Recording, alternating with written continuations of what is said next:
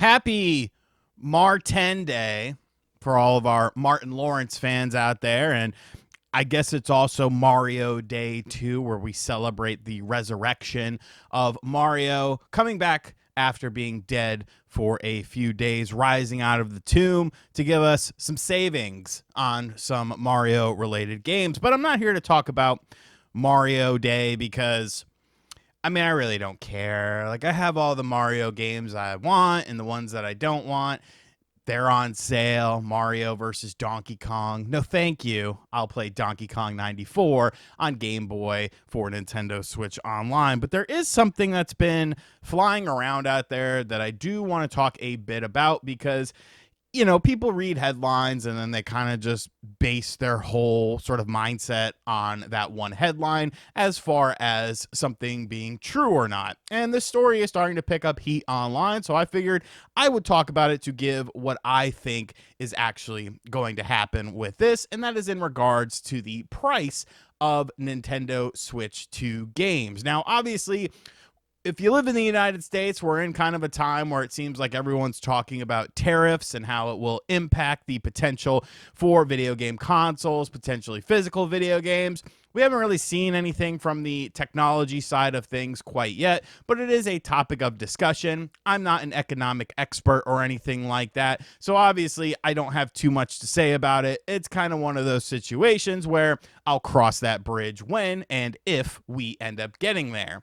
But the price of Nintendo Switch 2 games is definitely something very interesting because we've definitely seen a shift when it comes to the other companies such as PlayStation and Xbox. What used to be a $60 video game has now been moved up to a $70 video game, and it seems like game sales haven't been impacted too much. It's kind of hard to tell because when you compare it to games of past and, previous entries in a franchise where maybe they were $60 now going to $70, the $70 games are still selling, but are they selling because they're the new game and the franchise has grown and stuff like that? I honestly don't feel like there is quite enough data out there to supplement this sort of thing.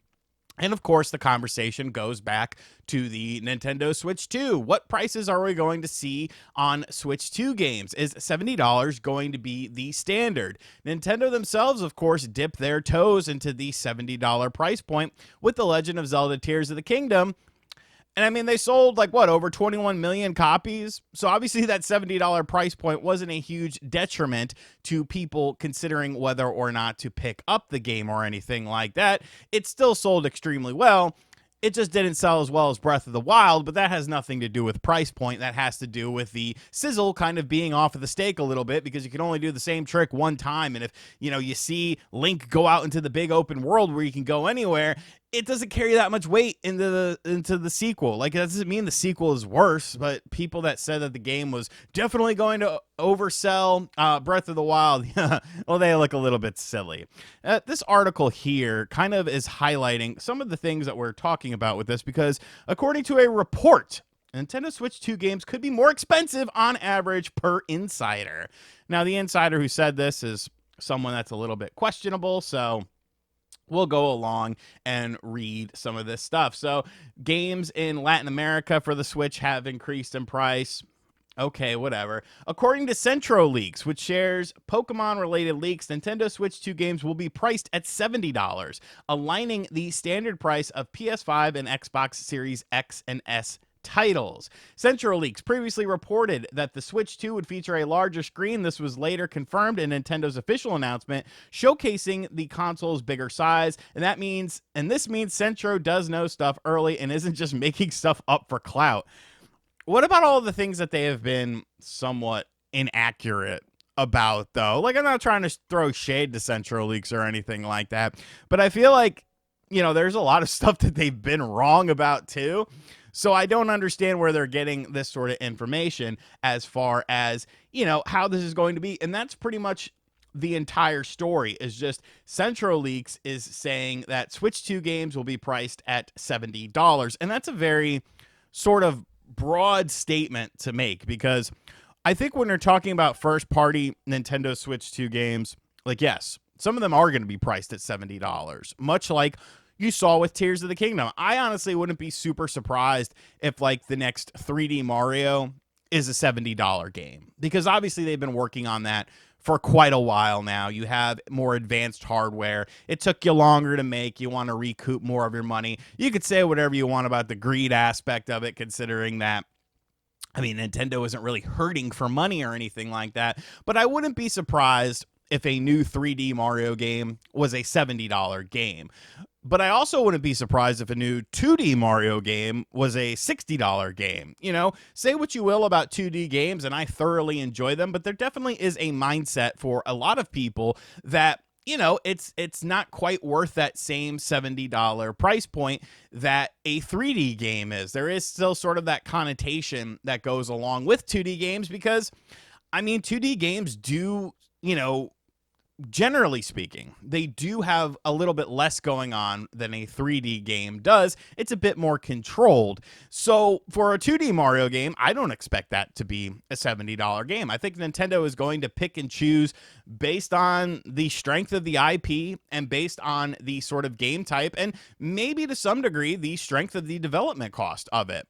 Now, third-party games, I think, is a lot more interesting because we've seen some third-party companies try to do some exorbitant prices on the Nintendo Switch, such as remember when Bethesda did the Elder Scrolls, the redone version. I forget what the name of it was for Oblivion though, and they came out at a $70 price point, and I don't think that sold very well. And kind of going back to my 2D to 3D analysis, you know, when you look at a $70 third-party Nintendo Switch game, and then you look at a $70 PS5 version of that game, like, realistically speaking, the PS5 version is probably going to look a little bit better. It's going to have higher visual fidelity. It's going to have, you know, a higher frame rate as well.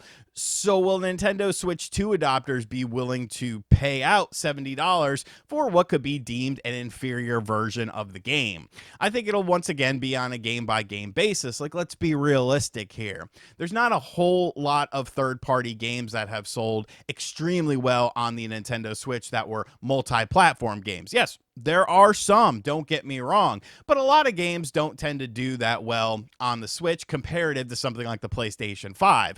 I'm sure it does way better than the Xbox because, I mean, who the hell is buying Xbox games besides like me and Spawnwave and Nate so he could play WWE 2K25. But statistically speaking, I feel like Nintendo Switch would be kind of in that second tier as far as game sales are concerned. But then you have that sort of carrot dangling in front of your face of a large install base and people looking for games when they buy their Nintendo Switch 2 system. I honestly think there's going to be a lot of third-party games, and I think pricing isn't going to be flat across the board. I think this saying that Switch 2 games will be priced at $70, doing a complete blanket statement for like all Switch 2 games is ridiculous. Because there's that's not going to be the case, and I'm assuming they're talking about bigger titles and stuff like that, but it's not going to be that way. I could see lots of companies still trying to do the $60 price point. I could see Nintendo themselves doing the $60 price point for games and franchises that they don't think are going to sell, you know, 15, 20 million copies. It's better to sell, you know, 5 things at $60 than it is to sell one thing at $70. Basic mathematics that seem to be lost completely on people. So I personally am not putting too much stock into this story. I'm not taking this as a factual thing or anything like that, because I think there's a lot more that goes into it than just slapping a $70 price sticker on something. Will there be companies that do that? Of course. When Madden comes out on the Switch, I'm sure the Switch version of Madden is going to cost the exact same as the PS5 and Xbox Series versions of that game does. But I don't think that's necessarily, you know, going to be the standard, going to be the baseline or anything like that. I still think you'll see more $60 games than $70 games when, you know, the time is right with this. But I could be wrong. Maybe they go full $70 and, you know, just hope for the best. And if that's the case, I say wait for the game to go on sale, because if a game isn't selling very quickly at the $70 price point, these companies are dropping prices of games like flies, you know, going to a little piece of meat. I'll tell you one story about me. It's kind of sick and twisted, but we'll end the video with this. I remember I used to go to my biological father's house, and we would like cook burgers on the grill, and he had a lot of like flies in his like he lived kind of in like a wooded area and stuff like that. And sometimes I would take like a little piece of meat and throw it on the ground, and like a bunch of flies would come to it, and I'd smack them with a hammer or a shovel, and then I would do it again. I don't know, man. Probably some crazy tendencies that then were exasperated as I got older. Anyways, guys, let me know what you think of the $70 price point. Do you foresee all Switch 2 games that are, larger games, not indie games, going to cost $70? Or do you think there'll be an ebb and flow to it and we'll still see some $60 games from larger companies? Let me know what you think of it in the comment section down below. And as always, guys, thank you for checking out this video. If you're new to the channel, make sure you hit that subscribe button. Be sure to like, comment, and share. Hit the bell as well. And as always, I'll catch you guys on the next video. Later.